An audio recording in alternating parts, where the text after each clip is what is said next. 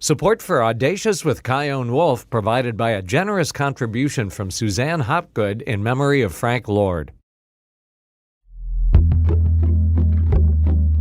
It's been 5 years since June 6, 2020, the first time you heard this music and me saying, from Connecticut Public Radio in Hartford, this is Audacious. I'm Kyone Wolf.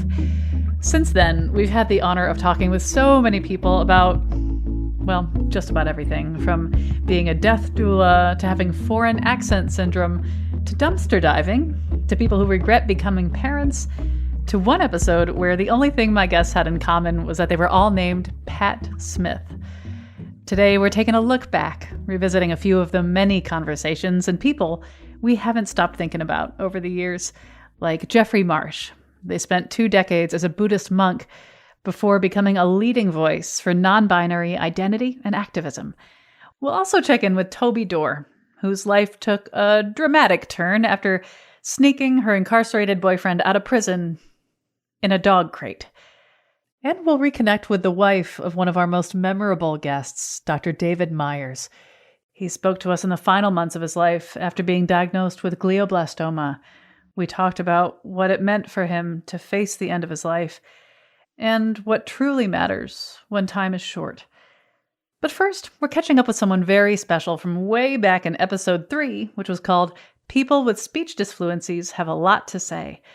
Back in 2020, Ari Cobb was just 8 years old. I met him and his mom, Michelle, in the office of Alita Engel. She's a speech therapist in New Haven, where Ari was learning how to work with his stutter. One question I had for him back then was, if you could stand in front of the whole world and give them a message about what it's like to have a stutter, what would you want everybody to know? That it's okay to stutter. You don't have to hide it at all. Even if somebody laughs at you, you should still be kind to them and don't react to it.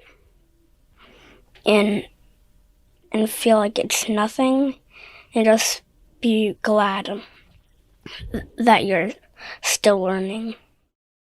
Ari is 13 now. He and his mom, Michelle, joined me again, this time with Ari's dad, Kai. I asked Ari, how's it going with the stutter? I still have a stutter. I think it's gotten a lot better over the years. It depends on who I'm talking to. But overall, I've learned that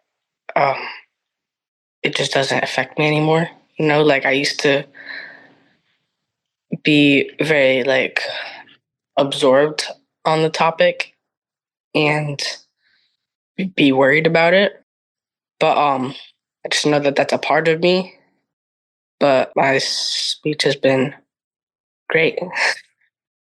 For everybody, there are circumstances where it's easier to talk than others. With people you really know and love and trust, maybe you don't think about it so much, so you let your speech come out more naturally. Whereas under other circumstances, stutter or speech disfluency or not, sometimes we get so self-aware of how we speak and how we're speaking. I wonder for you now, what are some circumstances that really challenge your speech?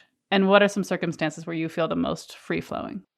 Well, I would say right now, feeling a bit nervous, you know, just like talking in front of people.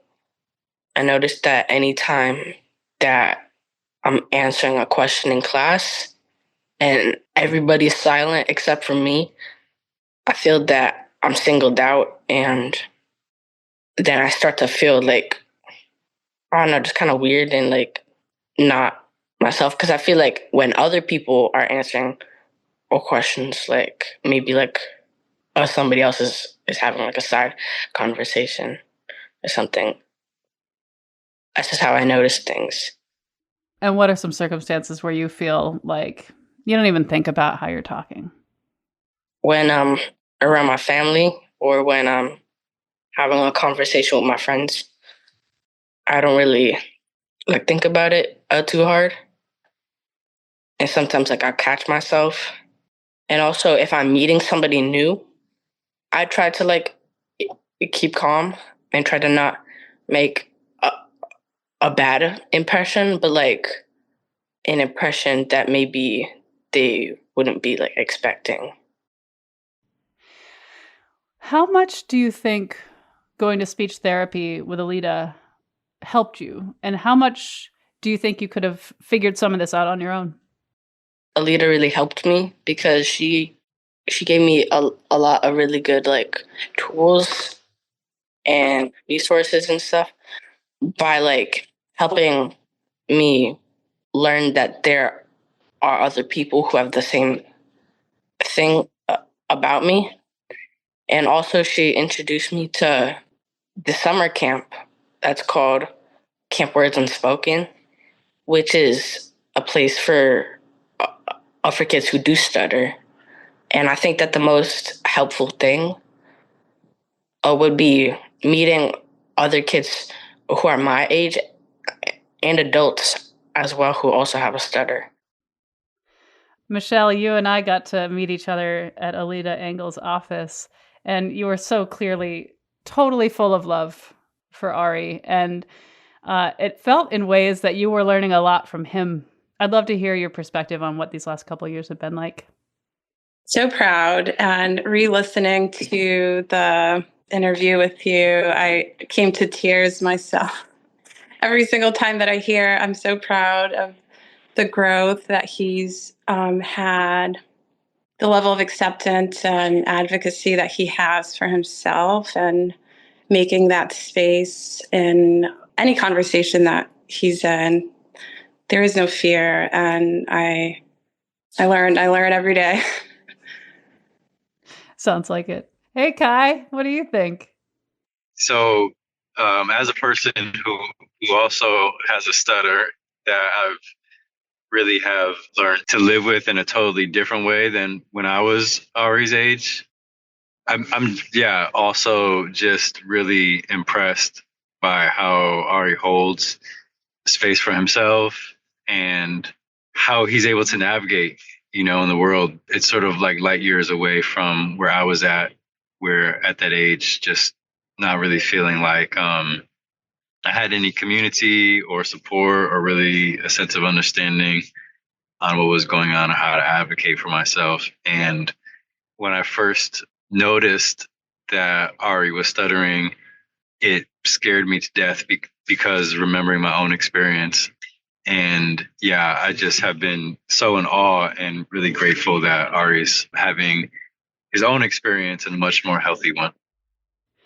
Ari, one thing that I really wonder is some people who have stuttering as a big part of their life, their goal is to stop. That once they get rid of it and it never shows up again in any sort of big form, then they've beat it or they've arrived at a place that they want to be. And some people with a stutter find a way to live with it and accept it and not necessarily fight it anymore or try to get quote unquote better. When you hold those two possibilities, I guess, in your mind, which one draws you to it? I don't like it when people say like that they beat like the stutter. I don't like it because it shows that they weren't okay with like a part of themselves and that they're making it like seem like a bad thing. Even though it's not, it's completely normal. It would be better to live with yourself with a stutter and appreciate it than to beat it and think of it as something that was completely wrong. When we first met, you talked about kindness. Yes. I hear you talking and it feels like you have this kindness, not only for your family and your friends, but for yourself. Do you think that's a necessary ingredient in coming to terms with having a stutter? I do. I think that it's necessary for everybody, actually, because you have to be kind to yourself, because if you can't love yourself, then like you might not like feel the appreciation of others if you don't think highly of yourself. But you also don't want to be like self-absorbed either.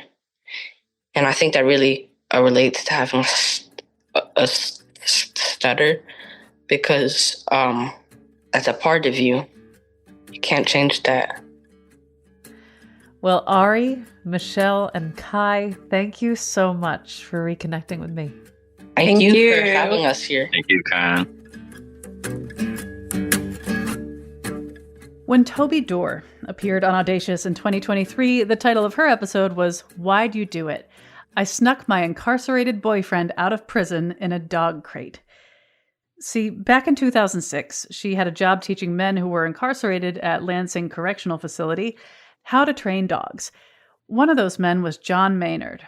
He was serving a life sentence for the role he played in a deadly carjacking. When Toby caught major feelings for John and discovered that they were mutual, she, snuck him out of prison in a dog crate. They were on the run for 12 days, and it all ended in a high-speed chase that nearly killed them. John went back to prison, and Toby found herself behind bars for 27 months. Their story made international headlines and even became a Lifetime movie called Jailbreak Lovers. Since then, Toby's started a podcast, written a bunch of books, including Living with Conviction and You Are Not Your Worst Mistake, Poems from Prison. And her now husband, Chris, who she met after everything happened, actually encouraged her to stay in touch with John. And so she did, on and off for years. But this past August, a year after we aired her episode, John died in prison, but not before sending her an email. And it basically said, I just wanted to reach out. I don't remember how I left it when we stopped talking last time, but if I said anything to hurt you or anything evil to you, I want to apologize because I don't want to, have anyone be hurt. And he said, as an individual, we are but a drop, but together an ocean. And I thought, that's too philosophical for John, but I wrote back immediately and we struck up our conversation again. And we talked, multiple times a day through text and emails. But actually, that whole process, those 4 months, inspired my new memoir, which isn't released yet, but it's called Beyond Conviction. It starts with the day John reached out to me again, and it ends with the day that I found out he had died. Will you bring me back to when you got a message from his girlfriend, Colleen, telling you that he had died? What, if it's okay to ask, what was that like for you? I was just stunned. I just kept looking at it. And the funny thing is, we had just gone to some dinner at some friend's house with some other couples, and they lived out in the country, and we were just leaving, and Chris was pointing to this thing in the driveway, and I looked down, and there was this tiny, tiny little baby ringneck snake. It was no bigger than a pencil. I mean, it was teeny, and it was slithering across the driveway. And I just laughed because I knew John loved snakes. And I said, I can't wait to talk to John tonight and tell him about this little baby snake we saw. And then we got in the car, and we were driving down their driveway, and I got the message on my Facebook Messenger, and I just said, oh my gosh. And Chris stopped the car. He said, what? I said, John was found unresponsive in his cell.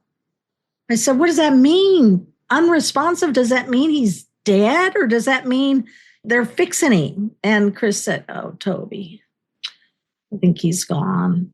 And, I don't believe in coincidences. And so, that little snake, it just sticks out in my head. And, I think somehow John was reaching out to let me know he was okay. After a little while, you got a box from John's girlfriend, Colleen. Will you tell me what was in that box? Oh, in that box was this red Bible, which is the Bible that I sent John. And I got some of John's ashes, which I bought this little thing to put him in. So, little urn. Yeah, a little pottery urn at a craft show. And there's some of John's hairs in here too. I just put it in with the ashes. So this sits on my desk along with his red Bible. And also on my desk, this is something he drew for me and sent to me when I was in prison. Will you describe it? It's an angel holding what looks to be Jesus, who's obviously in some kind of a distress. And it's a pencil drawing. And John sent it to me at one time when I was in prison, and he called it Hope. He said the name of this was Hope, because I had said I just had no hope left. And he'd gotten that message from someone else. And so he decided to send me Hope.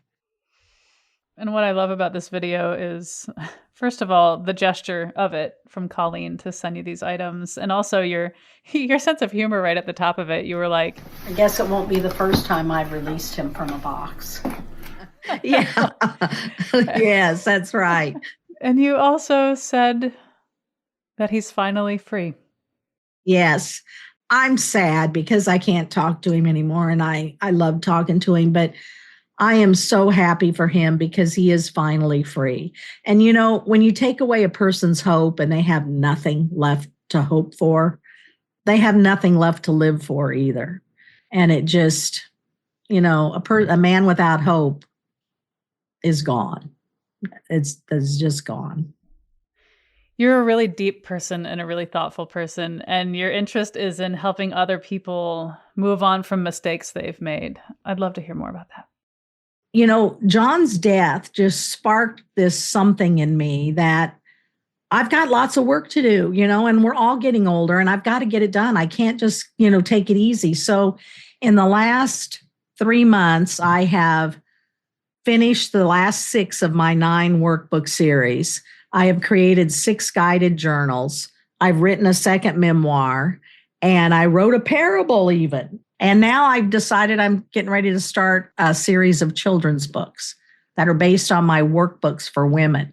So my vision is that their mothers can be going through these workbooks and improving themselves. And at the same time, their kids can be following along in these children's books and building these strong roots at an early age instead of waiting until they're broken and adults to try to fix themselves. So I just feel like I have things I want to share with the world, and I want to get them out there before something happens to me. And I don't want to leave this world with something undone. So I've gotten into this super hyper production mode. Do you feel connected to John more so now that he's gone, or do you feel further from him? In some ways, I feel less connected to him because I can't talk to him and have him answer me. But in other ways, I feel even more connected to him because I feel like this energy that I've got to create these things is coming from somewhere. And I kind of picture him just here pushing me on, to get these things done.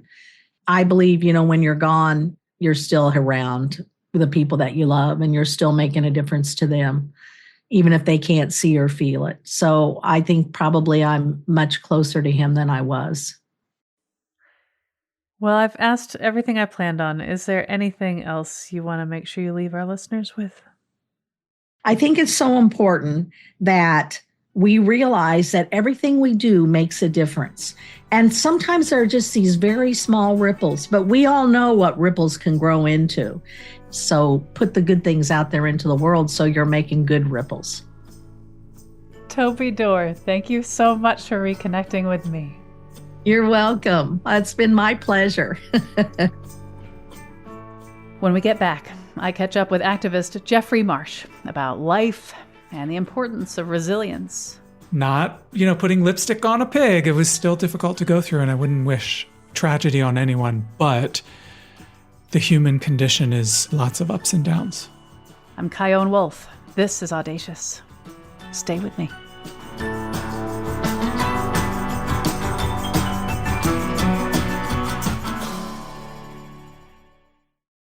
This is Audacious. I'm Kyone Wolf, and to celebrate our show turning 5 years old, we're revisiting some of our many unforgettable guests. Back in 2021, we dedicated an entire show to Jeffrey Marsh after I saw a clip of them on the conservative talk show Unfiltered with Dennis Michael Lynch, recorded in October of 2016. Jeffrey, one of the world's foremost commentators on non-binary identity and activism in America, appeared on TV wearing a beautiful fuchsia dress with smoky eye makeup and sporting a little bit of beard stubble. Although they were not made to feel welcome or understood or loved, Jeffrey was utterly themselves, full of love, wit, and so much humor. Now, the thing I loved about our chat was that it wasn't just about their work as a mental health advocate, author, and social media star. It was about how love is the main event in life and how we sometimes forget that. But we can remember. So I asked them what's been going on in their life in the years since we first spoke. Well, the one unchanging thing is my beautiful partner who loves me and accepts me, and we've been together 14 years. He's actually been quite a rock, quite a constant presence of unconditional love in my life, and I'm extremely lucky because of that. Emotionally, it's been about expanding even further than I ever dreamed past giving up what other people think of me. It's always been something I'm very good at. And as you know, my mother, I resented her so much. But at one point, my mother said, "You just always were yourself and you were so brave." And I wanted to say, Mom, couldn't we have worked to have a world, a family, whatever, where I didn't have to be so brave? And I'm glad you noticed and enjoyed it. But, so I've always had this ability to be myself. But these past few years, it has risen to a level of consciousness, of choosing yourself, that I have been working more and more. What does that work look like? Being kind to myself, accepting myself. Back in 2016, when, the election was about to happen, I was in the middle of a book tour and would, before going to give a talk, speak kindly to myself backstage. But then, in subsequent years, it's a whole different thing to speak kindly to yourself when you're getting bomb threats. That's a very different, version of sticking with yourself. How did you keep it together when you would get bomb threats? I've never been on the receiving end of that. And there's a part of me as a public figure that's sort of bracing for it someday, some sort of threat, some sort of grossness. It may happen because of this. Aren't you excited? It may. It may. But so how did you keep your center during that? Yeah, keeping your center is the thing to concentrate on. Too many people use the phrase dealing with things. And to me, that separates you from life and makes you someone who has to then have a, reaction to something. And I love the way you just said it there, because keeping your center is the name of the work that we're doing. Trial and error, relying on others, getting into your, meditation groups and your support systems, and gaining as much clarity as you possibly can about what's important. Hey, you mentioned that you've been with your husband for 14 years. That is a long time. I know I'm about to ask you for some advice. And the advice that we always hear is communication. And I think that's a given. Other than that, what reflections do you have on what makes a really long-lasting, healthy partnership? They'll never love the real you unless they know the real you. So the quicker you get to just dropping that, whatever you think you're supposed to be doing, some people take 6 months, some people never get there. If you can just get close to being yourself and letting those guards down, that's where the good stuff is. You don't get the good stuff until you're vulnerable. And if you had childhood trauma, for example, in your background, it's not even that. If you were told there's something wrong with you by your family of origin, you might feel an intense impulse not to bother anyone, including your partner inside your own house. So I would just encourage you to bother people, because people want to rise to the occasion and support you. And especially nowadays, we're really not into I'm fine. We're not into that. Not anymore. Because we're not fine. It's okay. By the way, you're in LA. How is everything with in terms of the fires, your life, your loved ones? Are you okay? Oh, thanks for asking. We knew people who lost their homes and everything. We were safe. We were actually on the border of being evacuated. So we did pack up our memories and have luggage by the door. And that was a difficult process to go through. And it ended up being okay. And our home was not in danger. So if it's okay to ask, when you were packing things up, how did you decide what to take? What was that like? You have to have heart. You have to take heart, and you have to let yourself be okay with making, quote unquote, making a mistake. I mean, you just have to say, we don't have much time. Pick what you can. Make sure you take your stuffed animals, take your photographs, your physical photographs, take your keepsakes. And if you forget something, it's okay. We'll learn to be at peace with that. We did a show featuring people who experienced a lot of loss in the LA fires. And it's wild, like everything that's painful that we go through, there are gifts in it. And you find the gifts oftentimes much later. You know, the way that your community holds you, the way that something happens that's so beautiful and life-giving that couldn't have happened unless that did. Not to say that pain wasn't real, but it's just, I feel like sometimes the real, for lack of a better phrase, pro move is if you can remember in the middle of the catastrophe, in the middle of the fear, that there are gifts and that they will come, instead of forgetting over and over again that there's something for you in this. You know what I mean? I do. How do you feel about swearing? Totally welcome. Okay. I've been through some tragic recently even. Oy, oy, oy. And I'm one strong mother because of it. Not, putting lipstick on a pig. It was still difficult to go through, and I wouldn't wish, tragedy on anyone, but the human condition is lots of ups and downs. So we learn to become strong enough to live with that. Yeah. It's like when we got here as tiny little babies, it's like we had this curriculum assigned to us, and it's unique to each person, and you don't know what the curriculum is until you live it. Yeah, you want to know what my recommendation is? Yeah. We're learning not to abandon ourselves. So you get tragic news, can you stay with yourself and not like a slide whistle, go right out, the door of your own life, the way that you were treated, right? And that we're just learning various situations to stay with ourselves.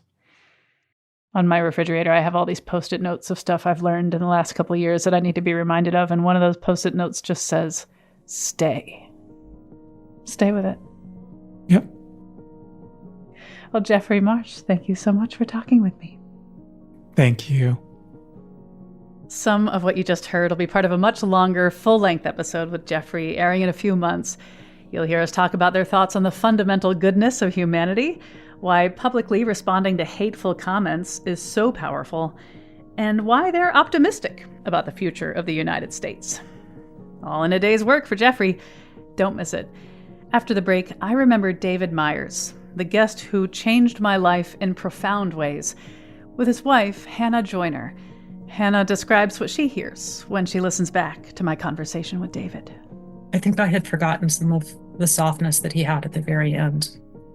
I hadn't forgotten the thoughtfulness, but I had forgotten how gentle he had become. I'm Kyone Wolf. This is Audacious. Stay tuned.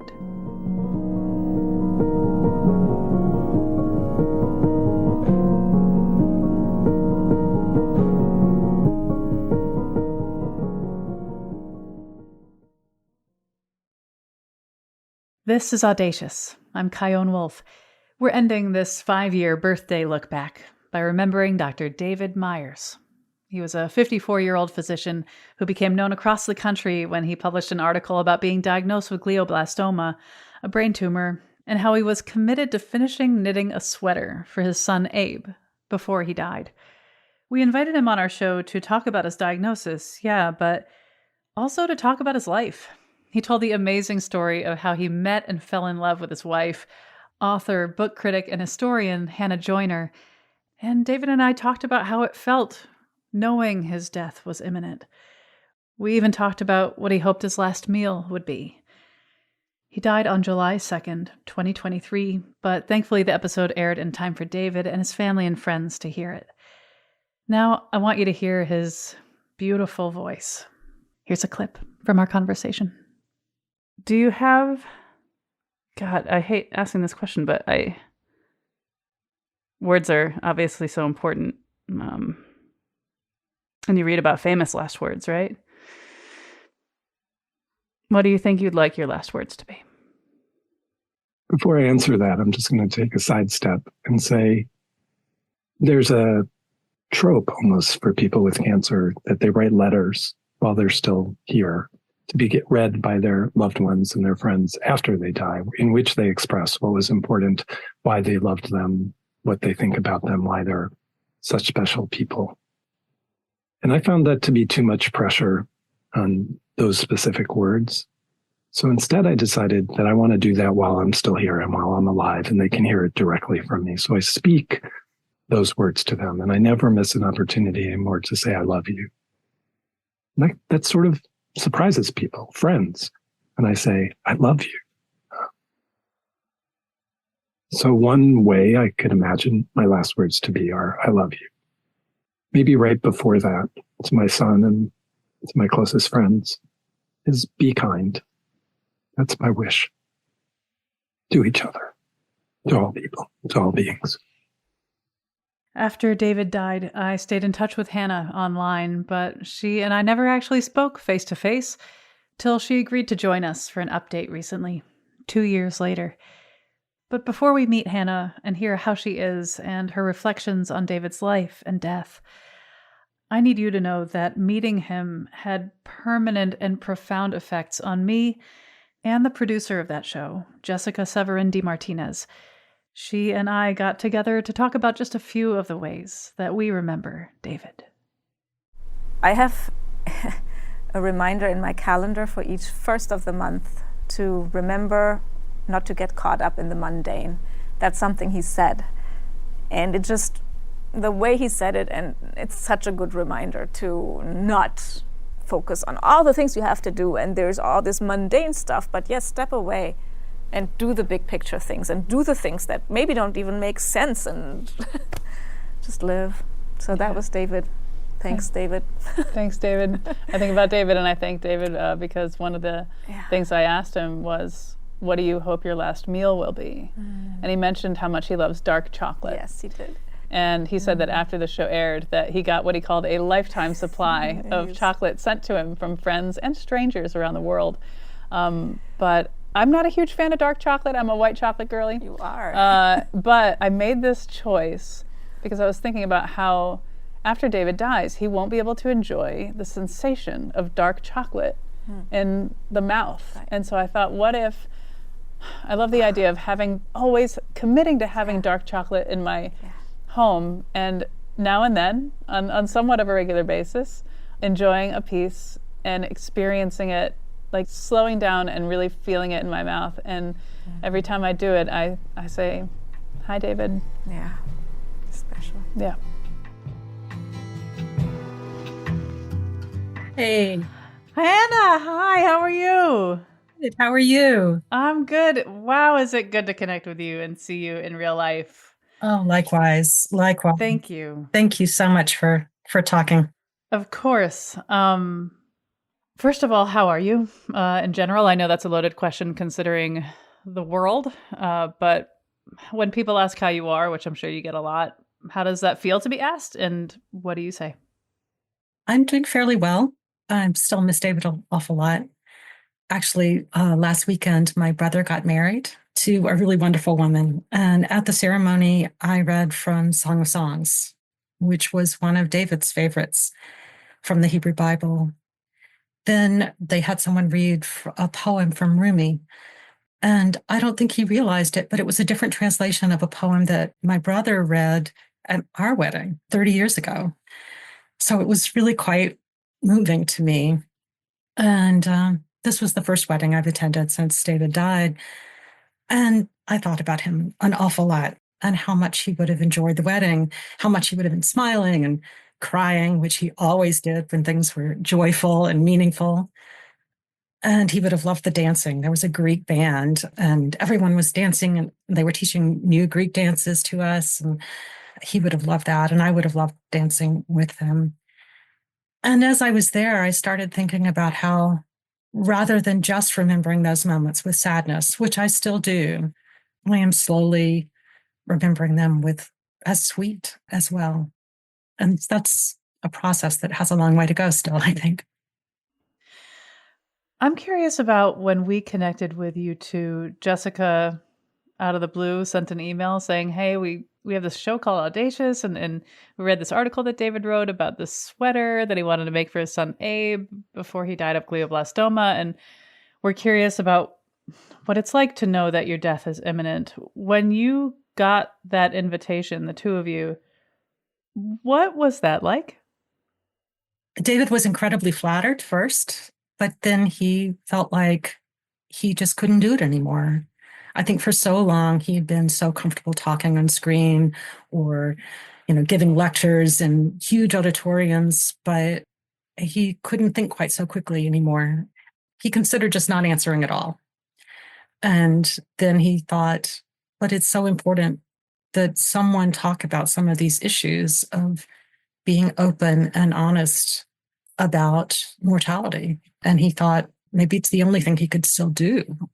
So we practiced a bit beforehand, thinking of questions you might ask and what he wanted to say. And he eventually decided that he would do it. How did you feel about the choice to say yes? I was really pleased that he chose to do that. I thought that was a really wonderful thing. And of course, you were such a gentle interviewer. And that process of doing that interview meant so much to David. And now it means so much to me to have that audio that I can listen to when I need to hear him. And that interview, it first aired a little more than 3 months before David died. What was it like for you to hear it? The day the audio released was the first day that he was on hospice. And so it was a really meaningful day to be able to see this moment where suddenly he was thinking about his life in a different way again. I think he had felt somewhat defeated by that first day in hospice, even though he knew it was the right thing to do. And the people who had come were incredibly kind. I'm not sure that would have been quite as easy if he hadn't been able to hear things with you. I think that gave him a certain kind of pride in what he had done. David had mentioned when the episode aired that he heard from a lot of friends. Will you please tell me a few stories, whatever comes to mind? Oh, so many people sent him chocolate. Friends and also a few strangers who found our address through various sources or wrote to us and said, is it okay if we send you some? And I mean, they were sometimes friends of friends or people that we hadn't seen in 40 years or things.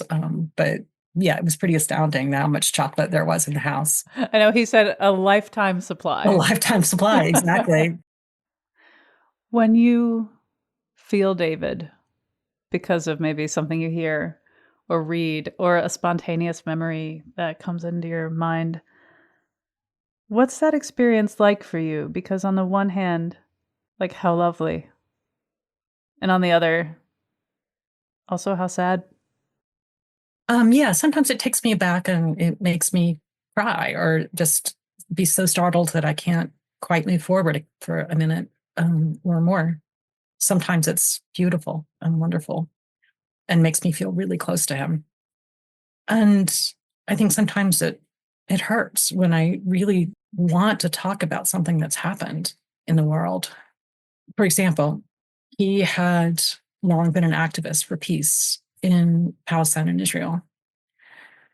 And after the bombing in Israel and the mass destruction in Gaza, I felt such a need to talk to him and to hear his thoughts.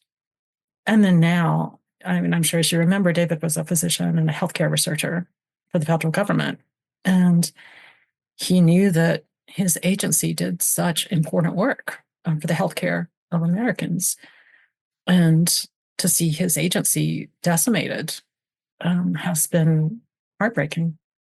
And the same with NIH, which is where he got such wonderful care. And the experimental treatments that he was part of contribute to the health of people all over the country, but also all over the world.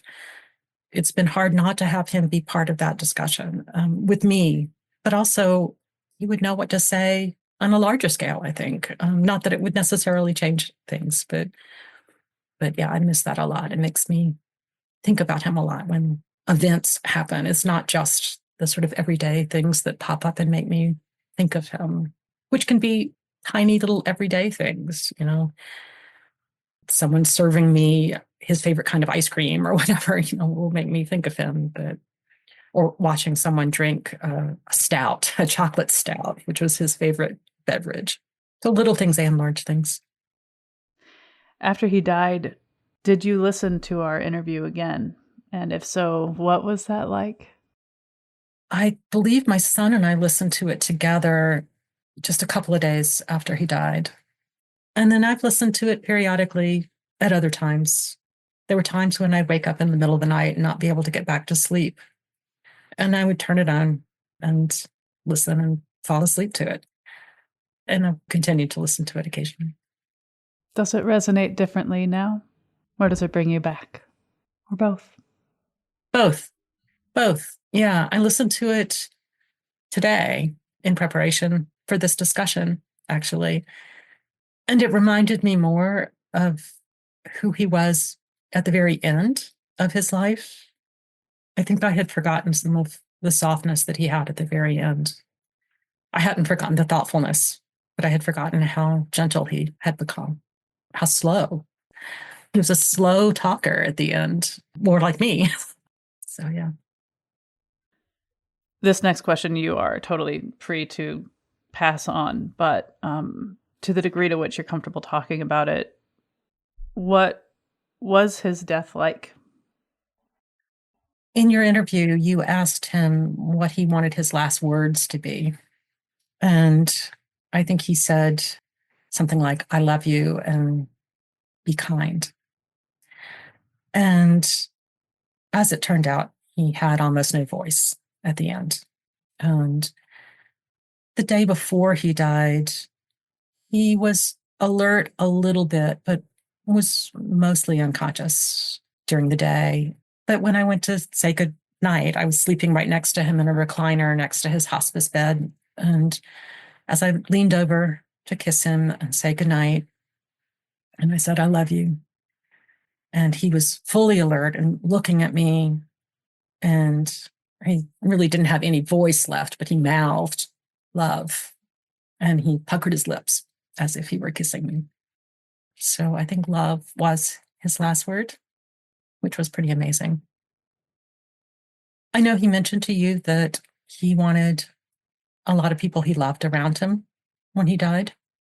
And we didn't have a huge crowd, but we did invite two people that he had loved for a very long time, two physicians, one who had taught him how to be a family doc, and one he had known almost as long.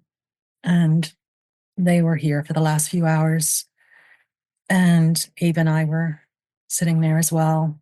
And we had dimmed the lights in the afternoon, and Abe read to him for a long time from the Phantom Tollbooth, which is a children's book that I had loved as a child and David had loved as a child. He was not a big reader as a kid. So when we found things that overlapped as much as that book did, it was pretty special. And then that our son had loved as a child too. So we read a lot of that to him. And then I read aloud from Margaret Rinkle, who is a nature writer. Migrations is the book that I was reading aloud. Really beautiful. And then as it became clear that David's life was just minutes long, Abe picked up his violin and played A Shoken Farewell. It's a beautiful song, a really beautiful song. And then, after he actually died, I called my two closest friends who knew David very, very well as well. And they came over and we spent some time with David's body, and then called the people who came to pick up his body that night and take it to the university. So he did end up donating his body to science as promised. He did donate his body to science. And the school had a celebration to honor all of the people who had given their bodies fairly recently. They didn't do it until after the end of the experiments and et cetera had happened. And the remains of the donors will be cremated and then buried together in the late summer. Yeah. First of all, thank you. I don't think I've had a relationship with anybody like we have, you and me. And like I had with David, as brief as it was, and as far away as it was, and in such a weird context, this public radio show, right? I feel the same. And it takes a lot of trust to say yes to something like this, and then to say yes to our conversation. And it matters to me and means so much to me that you trust us and that you allow me to connect with you in this way. And I'm so grateful because you didn't have to say yes. I very much appreciate it. Thank you. Audacious is always lovingly produced by Jessica Severin DeMartinez, Meg Fitzgerald, and Robin Doyon Aitken at Connecticut Public Radio in Hartford. Special thanks to Chief Content Officer Vanessa De La Torre and our President and CEO who made Audacious happen in the first place, Mark Contreras. Shout out to all the people we've worked with over these past 5 years, including so many talented interns, Meg Dalton, Khalil Rahman, and Katie Tolarski. We miss you. And a heartfelt thank you to all of our listeners and the members of Connecticut Public, along with the small businesses and philanthropic supporters who've kept our show and station thriving through these years, and especially now. And to every guest who's trusted us with their story, you are the heartbeat of this show. We honor your voices, your courage, and your truth. Thank you. You can find links to the original episodes with today's guests, plus a special playlist of 10 essential Audacious episodes. Do you know how hard it was to pick only 10? It's a great place for new listeners to dive in, or for longtime fans to revisit old friends they met on the show over the past 5 years. It's all at ctpublic.org/audacious. And next week, I'm sharing highlights from our show and tell birthday bash, recorded in May at Dead Language Beer Project in Hartford. Audacious fans told stories about their hand x-ray, Pez dispensers, a baton, a comic book, and one very special walnut. Oh, and hey, if you're feeling generous and want to give us a little birthday gift that won't cost you a cent, we would love it if you'd give us all the stars in a review on Apple Podcasts or a quick rating on your favorite podcast app. It helps new listeners find us so we can be on the air for 5 more years. We're actually already thinking about the party we're going to throw for the 10-year anniversary. Stay in touch with me on the socials at Kyone Wolf, and I would love to hear what your favorite episodes have been. Send me an email, audacious@ctpublic.org. Peace, and thanks for listening.